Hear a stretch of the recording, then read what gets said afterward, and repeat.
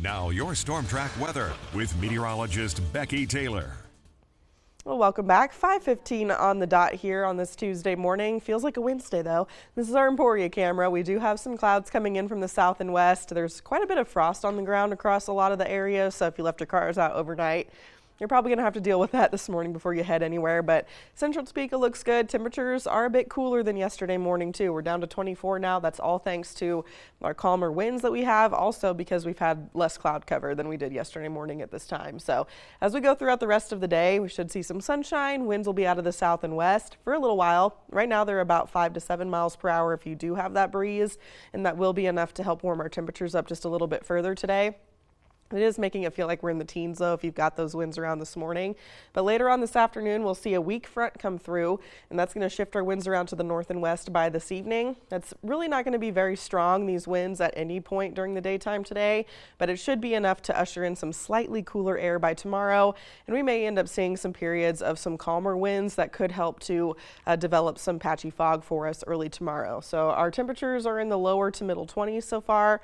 21 degrees currently at Hiawatha. Same goes for Lawrence, 27 in Emporia, down to 20 now in Manhattan, 25 at Marysville, and Concordia and Clay Center both checking in at 23.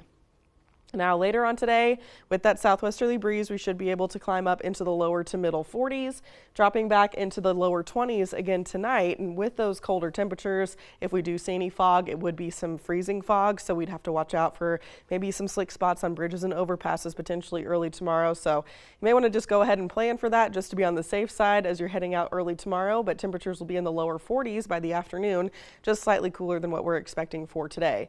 Now our cloud cover is filling in a little bit more from the south and west. These are higher up in the atmosphere compared to what we saw yesterday. You can tell that just based on the color of these. These are the lighter gray colors indicating that they're higher up. The lower clouds now further off to the east.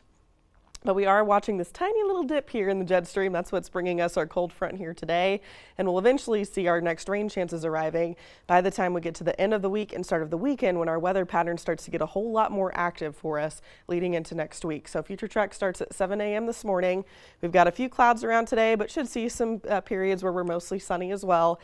Tonight, there's a fog trying to develop into the early morning hours tomorrow. If this does stay a little bit more stubborn, like what Future Track was saying, maybe mid to late morning, that would lower our temperatures just a little bit probably, but temperatures will start to rebound back up into the upper 30s to low 40s with that sunshine expected. A few more clouds around for Thursday, and we'll eventually see more in the way of that cloud cover building in by the time we get to Friday ahead of that system. So we'll likely see some rain first, maybe some snow for some of us, just depending on when this arrives. Our temperatures are going to play a really big role in whatever kind of precipitation we see Friday and into Saturday.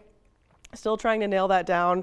As it gets a little bit closer, of course, we'll be able to fine tune that a little more for you. Just know as our temperatures try to warm up into the upper 30s during the daytime, we may see several transitions between rain and snow Friday and into Saturday, with colder temperatures expected overnight, and maybe a slightly better chance to see that snow overnight Friday and into early Saturday.